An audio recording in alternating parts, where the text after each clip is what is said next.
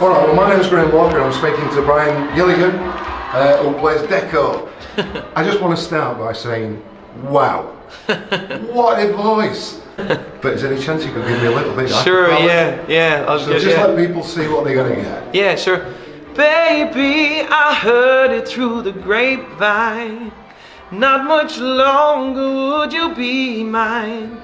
Baby, I heard it through the grapevine. And I'm just about to lose my mind. Honey, honey, yeah. Do you know that was sensational, Brian? Now, come on, tell me about the backstory about getting the part, because that's quite interesting. So, backstory about getting the part. Well, I was part of the London West End cast of The Commitments, and about 6 or 7 months into our run, we'd been called in for a couple of extra rehearsals, and I was basically climbing a stairwell up to my dressing room, and I was singing to myself, just wailing away like an absolute gombean, and little did I know the resident director was there, and she'd obviously heard me, and my initial thoughts were, I'm considerably embarrassed. I've just made a total fool of myself. And then after a few weeks I was asked if I'd go and be cover Deco. And obviously while I was doing that, I was rehearsing for the cover Deco stuff, and then eventually they offered me the role for the second year, and it was all very mind-blowing at the time. So it was absolutely fantastic, and that's how it's all come about. So if we're being quite modest here, we're saying we've gone from zero to hero. Literally gone from zero to hero. Yeah. And it's been a very brave and bold, risky decision on their part. I've been singing professionally for about maybe 7 or 8 years proper. Prior to moving over to London, I was training, but I managed to do a couple of bits and bobs of work. I'd done some musicals, some opera, and I'd done other types of kind of theatre and training and stuff like that. So yeah. I mean, the future plan, is that to have your own band, to become a singing sensation, or are you going to become the next Hugh Jackman and the musical? What's happening there? Well, ideally, I wouldn't turn my nose up at a full-time career in music. I'd like to get more into kind of singer-songwriter stuff and do that type of thing. Obviously fronting a band is absolutely fantastic, and getting to sing soul music is amazing. I'd love to even have that as part of what I'd like to do. So yeah. I mean, ideally, go solo and be my own. Yeah. And if there was Son of Wolverine, then you'd be up for it. Absolutely, yeah. If Hollywood were to approach me and said, like, "Here, do you want to be the next Avenger?" I'd be like, yeah, definitely.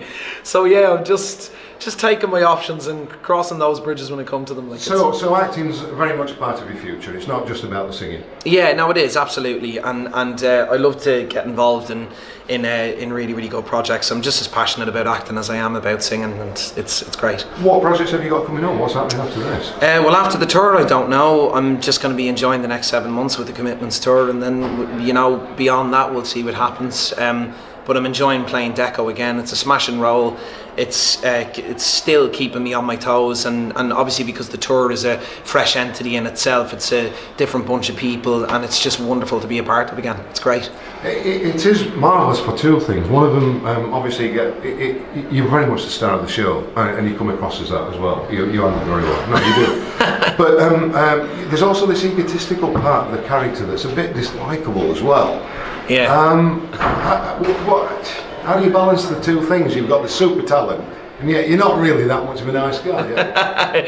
No, Deco, he's one of those people that you just have a love-hate relationship with. You love him for the fact that he just wants to be the best that he can be, this superstar singer, even to the point where he goes against the band and he says that he's going to audition for the Eurovision because he's so consumed with himself. But at the same time, I think a lot of it on a basic level is the fact that he's in the band to make friends, even though they don't even know it. He wants to be liked, but he just can't be, because it's an inherent part of him to be a total idiot by everything that he says, and it all seems very self-centered and really egotistical, as you say, and I mean, striking a balance between it, like between Deco being talented and him being an absolute twat. I think it's there with Roddy's script. The way he writes it is very good, so it's tweaked so well that you just get to see so many different shades of his character, and it's really balanced, and it's brilliant. His journey really puts him across as that kind of character. We've not got art imitating life here, is he? How much of the character is he? Yeah, there's definitely a bit of me in the character. There has to be, because two of us want to be superstars at the end of the day. Well, the thing about both of you that is genuine is the voice, and also the fact that you obviously Irish background. Can you tell me where you're from and how important it is to actually have played this show in Dublin? Yeah, absolutely. I'm originally from Coolock Village, which is North Dublin, and it's a really, really important show and a role to play, just because it's a time in Dublin where things were very, very kind of dark and dreary. We'd obviously been going through like a kind of an economic crash, and things were really, really bad, and the unemployment rate was sky high, and an awful lot of people, kind of early 20s, were going out looking for work and not really getting it. A lot of them were on the dole or were on social welfare, and a lot of their days were just spent in a pub getting drunk because things were that bad.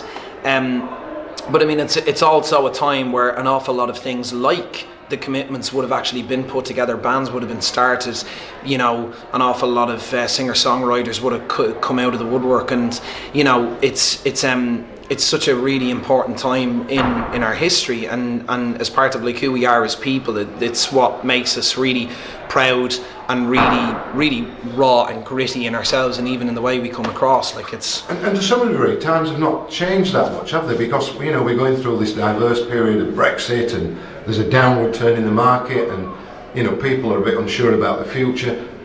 And then along comes the Commitments again, and it's a feel-good factor, isn't it? Yeah, and suddenly, absolutely. like, we can all forget the troubles, can't we? Yeah. Is that how you see it? Can you just expand Definitely, on that? yeah. I mean, I think the Commitments is a piece about trying and not being afraid to fail, and light kind of showing through the cracks by things like this being put together, because it gives people this rejuvenated and renewed sense of hope and purpose, and it motivates them to kind of go out there, be the best that they can be. And I mean, essentially that's what it's all about. The irony, it's that it's 9 white Caucasian kids who are just coming together to make music, to get away from the humdrum crap of what they're doing, whether it's working in fish gutting factories or sweet factories, or as bus conductors or whatever it is, just to get by from day to day. And this is the big thing that they're living for, and you see that in the show, how they go through their kind of their upward kind of peak to the moment where they are this sensational band, and then the whole thing crumbles because it's just down to attitudes. And I mean, that's such a big deal. That's such a massive story in itself. So why should people come to see the Commitments? People should come to see the Commitments because it's full of wonderful music, it's full of wonderful characters that you can relate to, and it's North Dublin. It's gritty, it's raw, but it's powerful, packs a punch, and they're guaranteed nothing but fun, and they'll take so much away from it, and it's a brilliant night out. It's a blast. We'll see you on tour. Thanks. Brilliant, thanks so much, pal. Cheers.